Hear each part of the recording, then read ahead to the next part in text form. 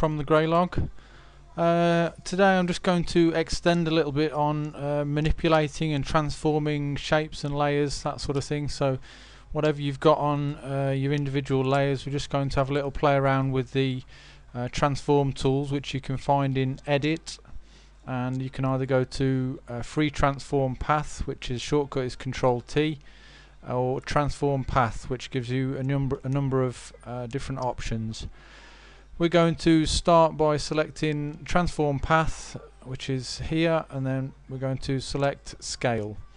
And as you can see, we've got our rectangle selected, and Photoshop has given us the bounding box with the handles that we can select. As you can see, as I hover over, we get different sort of options available to us for adjusting our shape.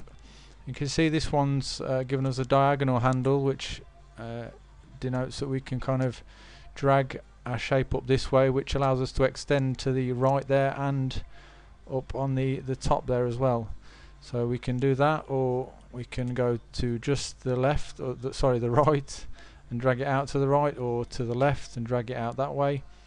Or again, diagonally, we can drag both the top, the bottom, and the left side out. This is quite useful normally if you want to draw a larger sort of shape out, or something that you're drawing, and you can make it larger, and then you can transform it down, to allow you to fit it where you want to. I'm just going to press return on that, which is going to accept the transform that we created. And then I'm going to go back to the edit layer and select the transform path again. I'm going to select rotate. This again gives us a bounding box with several handles that we can manipulate the shape with, and you can see now, as opposed to the type of handle or icon that we had before, we've got like a rounded arrow, which allows us to left click on the shape and we can drag it round to where we want it. Also, by clicking or pressing shift when you're dragging the shape round, it moves it in increments to keep some sort of symmetry to the shape, which is quite cool as well. You can release shift and just drag it to wherever you want it. I'm just going to Control Alt Z, return, Control Alt Z to get that back to where it is, and again go up to the edit, free transform, and then we're going to go to skew. Skew might not be one that's too familiar to you.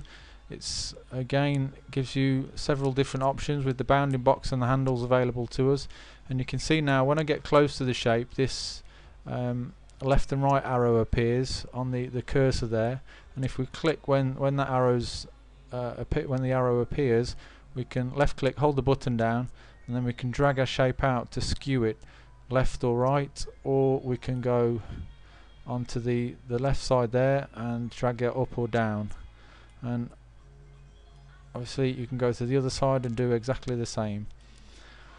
Going to press return again to accept the changes, and Control Alt Z just to give us a square or rectangle back, and select edit, transform path, and then we're going to go to distort.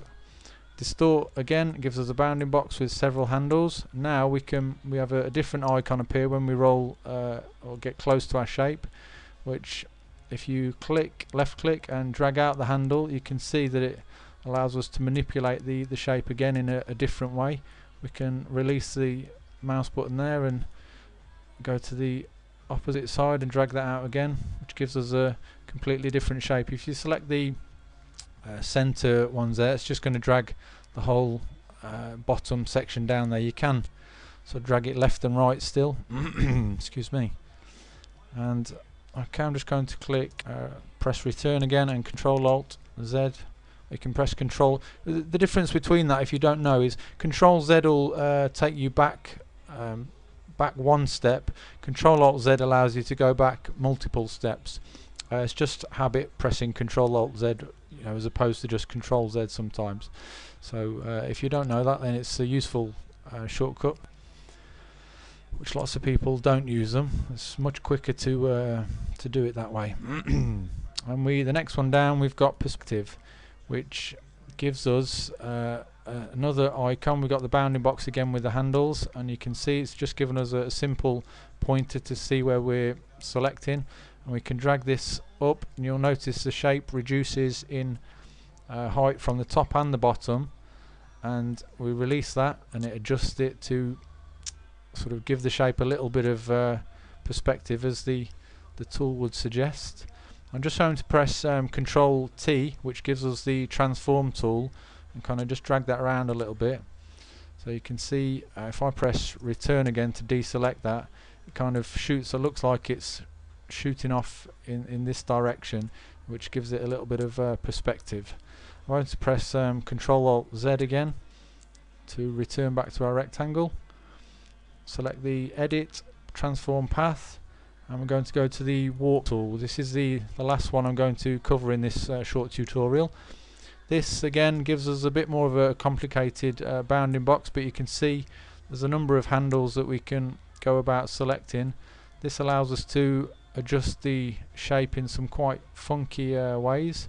We can kind of pull these out where we want, and you can see the handles kind of go multiple in multiple directions, and you can kind of have a play around with that and create some nice shapes. You can possibly, like if I press Control D to Enter to accept the changes there, and maybe to me that looks like we've got kind of a sports bag type thing going on there. If we go to shape tool, and I'm just going to change this, which is what I perceive my sports bag to look like, nice dark brown leather.